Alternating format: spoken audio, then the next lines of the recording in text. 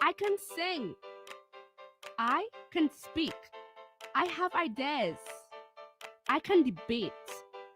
I can reason. I can write. I can draw. I can paint. I can protest.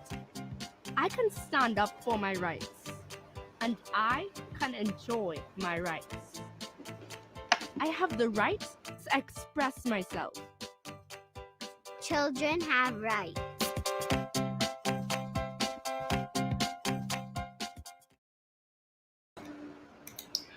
Hi, good afternoon, and welcome to Caribbean Parenting Public Education Series.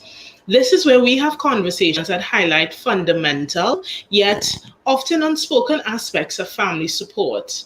Today's observance of World Children's Day is not just a day to celebrate children for who they are, but to bring awareness to children around the globe that have experienced violence in forms of abuse, exploitation, and discrimination.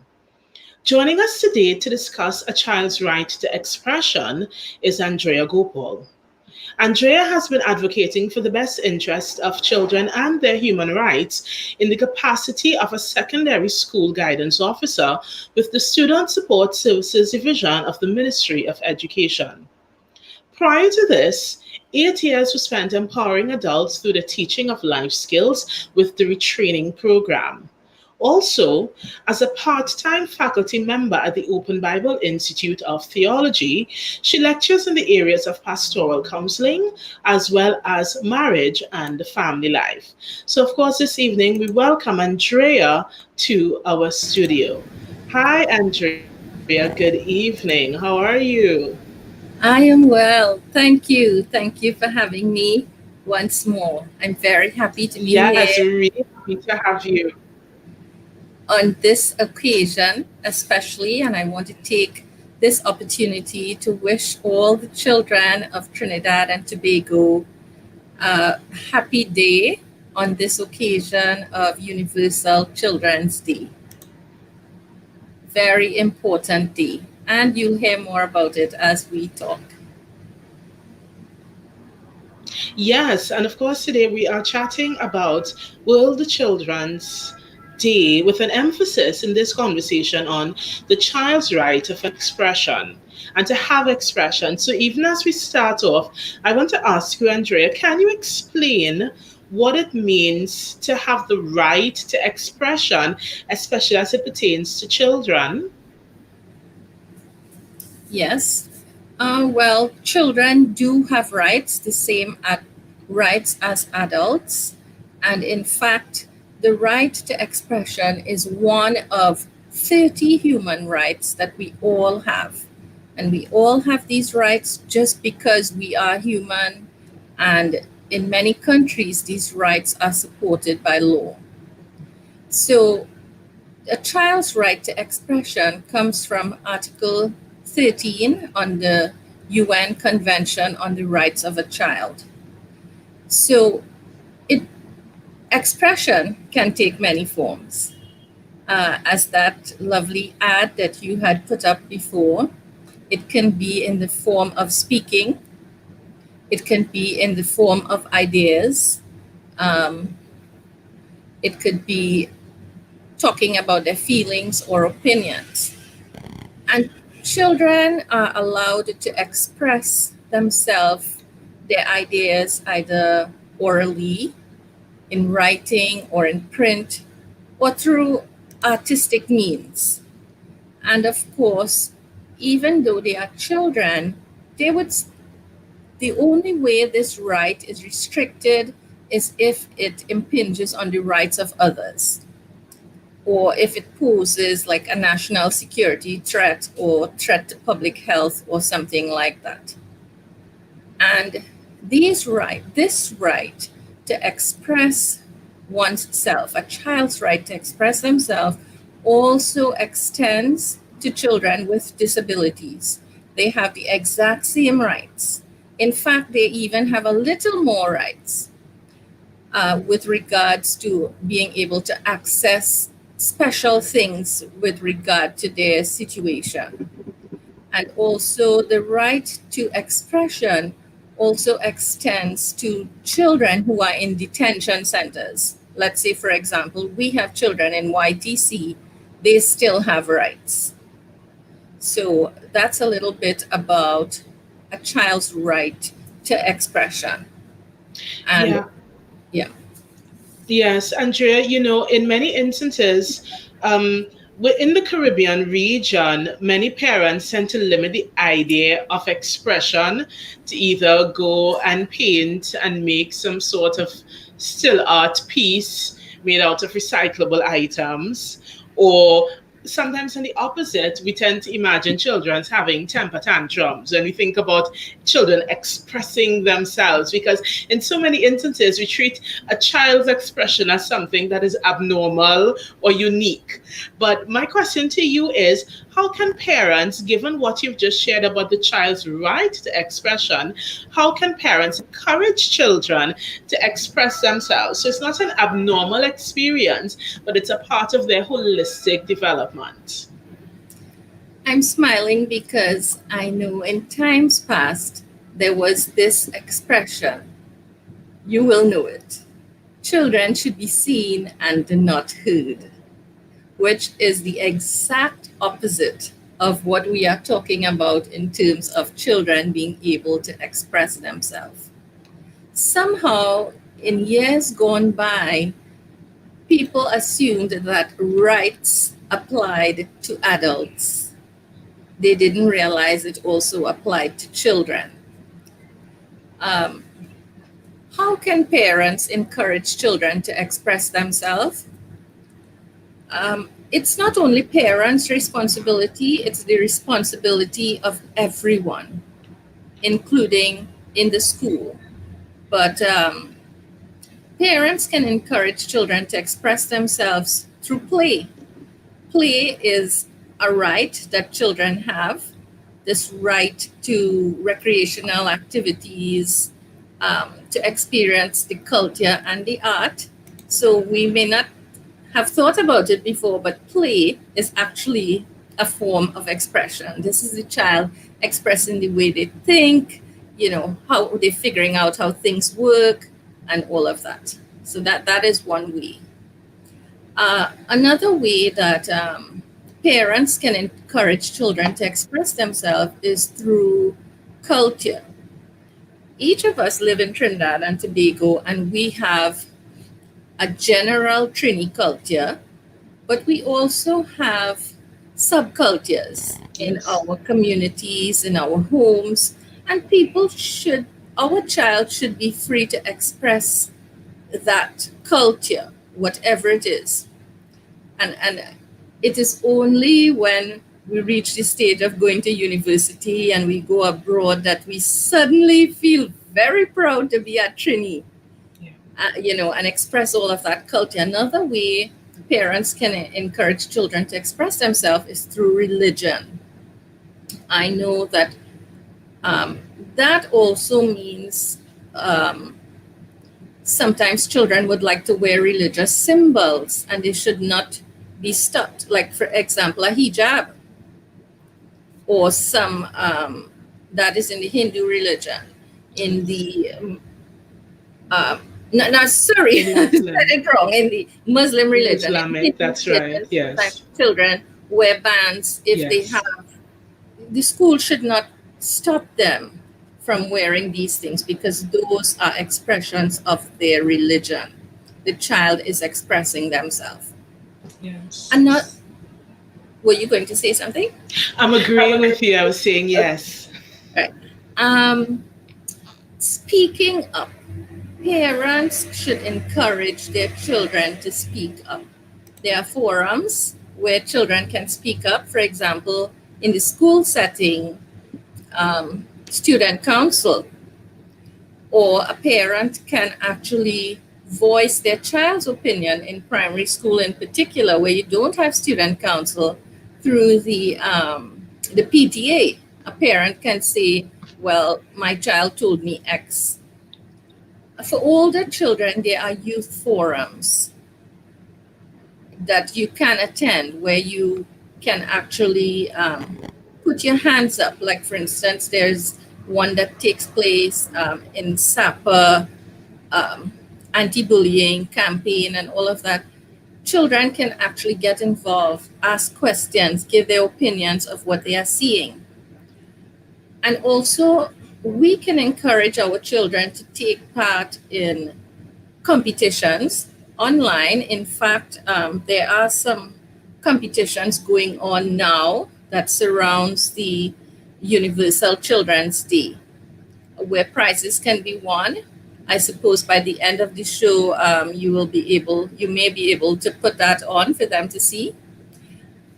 And another area where children can speak up or voice their opinion or express themselves is through consultations.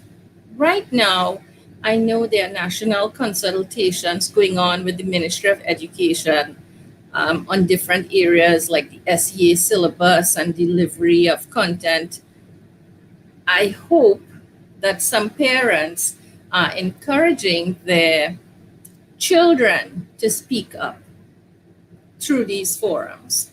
You know, I used to be one of those children. I don't know, maybe I was just born to be an advocate, but in my school life, I was one of those children who was always sent to some kind of forum, and I would be asking a lot of questions and, ripping them apart. So, parents, yes, they can encourage their children and kill that old time saying children should be seen and not heard. Those are some really practical examples that you gave there. So I'm really appreciative of that. But Andrea, we must admit, I think that for many parents, there's a fear. There's a fear that if I give my child liberty to express him or herself, for children, it can easily become disrespectful.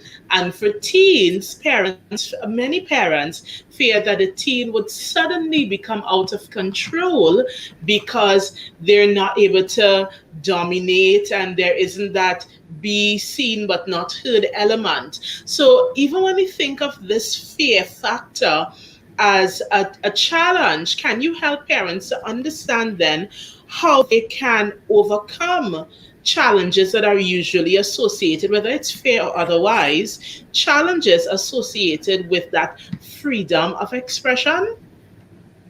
Yeah, Elena, I actually see this beginning in the home.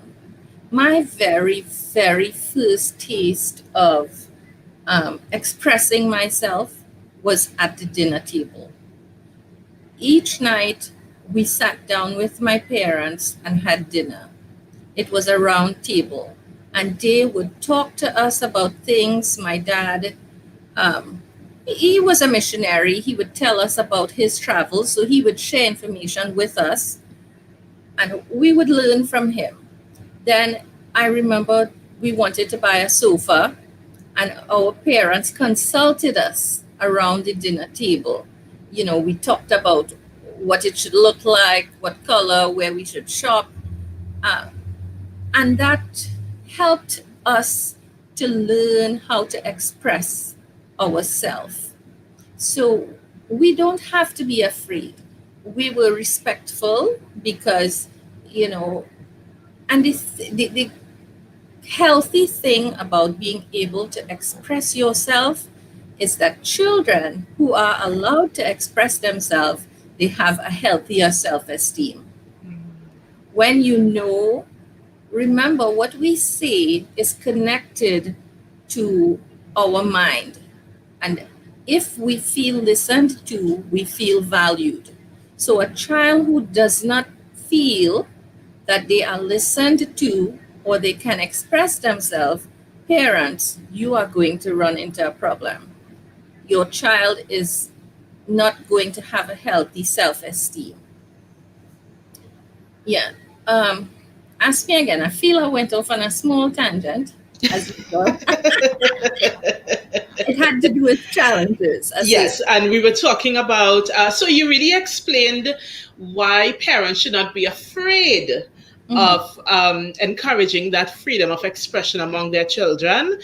But what I want to prompt you to share on for those parents who do experience fear or other challenges as it pertains to giving their children this liberty or this right, how can they overcome challenges associated with freedom of expression among children and teens and wanting to facilitate making sure they live in that freedom of expression? Well, the challenges first would come because of our tradition, that tradition of be seen and not heard. It would come from that culture of children not even supposed to look at adults, or they not supposed to reply if an adult tell them something. Or sometimes some of our very own religions oppress, do not value a particular sex. But giving the child the freedom of expression is actually supporting democracy. The only time that we should prevent our children is through if it has some criminal content, some kind of defamation, or if it has some kind of intolerance like hate speech, or if it invades someone else's privacy. But how do we support them? We give them opportunities at home, allow them to express themselves through dress. There was one summer I allowed my boys, teenage boys, to dye their hair. One did purple and one did blue. And, a few parents were shocked, but it was just hair color. And by the time they're ready to go back to school after this, but that did so much for them. They felt so great that they could express their identity. And of course, have those constant discussions with your children, that openness. Elena, as we have gone through these sessions over these many months, one underlying thread keeps coming through. It is about having a good relationship with your child, open, so that they will feel that they can talk to you, they can feel respected. So at home is one. Another opportunity we can try to give them is in your place of religious worship. They can get involved in the various activities of the youth group, so they would learn to express themselves in a religious way. Also, in the school setting, um, children can express themselves through formal channels like the student council. Encourage your child to write and speak up about issues to the principal. I remember when I was a teenager, I wanted to tell my principal something that I thought something was mentally wrong with a teacher, and they wouldn't hear me. And I don't know where I had this grit, but I sat in front of his door all day until he would see me. They didn't believe me, didn't want to see me. I asked my mom to take me to the Ministry of Education, and we went and saw a school supervisor. So there, my parent was supporting me with what I was passionate about. So, parents, if your children are passionate about an issue, do not quell that. You might be raising a child advocate, a politician. You know, there are many roles in society that they can grow into: leaders, credit, trade union people, who need to stand up and speak up. Also, we can provide opportunities for our children to be involved and express themselves in the community. For example, police youth groups or NGOs that may be associated with your own job, or certain communities have NGOs that are attached to them. Communities like, let's say, Point and stuff, they have certain NGOs or Mayaro because they're in the oil kind of thing, yes. And yes, we support them, but I'll come back to the fact that we need to regulate their content. Yes, part of expressing themselves is receiving information so that they can form the opinions in the first place. But at Right. certain ages, we should just regulate their access, make sure it is age appropriate. We should not, of course, this is why movies regulate violence and adult content, and things like pornography should be kept away from children, because then that is going to make their mind form in a different way that it should not. Right. Yeah.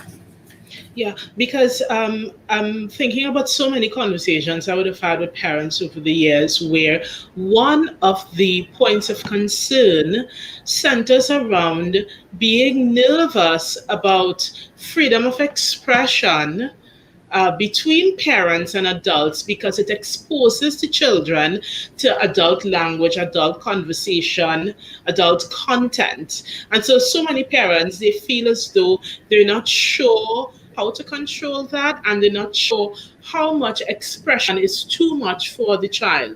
So, can you give any advice to parents regarding how they could support and maintain appropriate expressions between adults and the children so that way they don't infringe on the right of the child, but yet it remains appropriate and supportive? Okay. That's a very good question. When in any home, one of the ground rules that we teach in parenting is try not to communicate when there's anger. Whether the child is angry, you give them a little time out and allow them to cool down. If the adult is angry, the adult should say to the child, I'm too angry to deal with this right now, and step away from it for a little while. And if it is something the child feels strongly about and you can't have a discussion, if the child is old enough to write, maybe they could write about it, um, get it out in some way. But the ground rule must be they should never be disrespectful. It should never show intolerance to others in the home or others, in the school or community. And it should not border on any sort of criminal activity, because you have some young people who want to put up on their status a picture with them with gun and all sorts of that is criminal. Yes, they want to express themselves in artistic ways, but some things definitely border on that. So those are some of the guidelines. Respectful. It should be not in anger. Those are two of the very basic ones. And sometimes a big part, Elena, is listening. Sometimes we want to talk too much. Give them a chance to explain. Maybe if it's a smaller child, it could be through a pretend. If they can't speak with you, maybe you could say, okay, Teddy is here. Why don't you tell Teddy what you think or what you feel? So that way, they're still able to say it, but not looking at your face, and they're feeling okay and they're feeling safe talking to Teddy. Yes. hmm Yeah, But definitely. the children have to know. One of the biggest things I teach when I go around in guidance, I teach children how to speak up for themselves, whether it is in writing, in protest, because if you don't, who will? Who will? Uh, Children must know that their voice matters and they need to be able to speak up against things that worry them. And yeah, and we also have to encourage children to know their rights, because when they do not know their rights, that is an open door for abuse, discrimination, intolerance, injustice, and oppression to Yes, occur. yes. Yes. Totally So understood. So, Andrea, as we bring the curtains down on this conversation, what final thoughts would you like to share with the viewing audience regarding what a parent should understand or maybe consider doing differently as they move forward with reflecting on what you've shared on the child's right to expression? I'm smiling to myself. Before I answer that, if I have 1 second, Sure. when my children were very little, so I showed them the human rights videos and I drilled them so they will know what their rights are. And of course, as you are saying, when they got older, they want to throw it back. Well, mommy, this. And yes, they can, but all of that is part of them growing and developing mentally. Do not be afraid of it. Do not be afraid of it. Sometimes you just let them speak. You do not necessarily have to answer. Listen, respectfully, just say, I hear you. Thank you for sharing.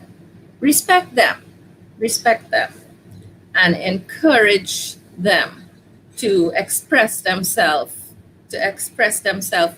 in every way, with I every understand. opportunity. And you provide those opportunities.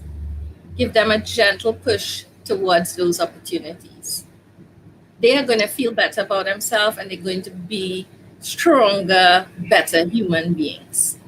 Very good. So, Andrea, thank you so much for joining us this evening on the Parenting Education series. Thank you, as always. And as I always say, mummies, daddies, aunties, and uncles, thank you so much for tuning in. For those who were in live with us, and even for those who would look on the replay, remember to like, subscribe, and share. Share the videos with those parents, colleagues, workmates, and other interest groups that would benefit from the information that is being shared. We appreciate our guests this morning from Families in Action as we discuss a child's right to protection. And we say thank you once again to Andrea Gopal as she's joined us for a child's right to expression.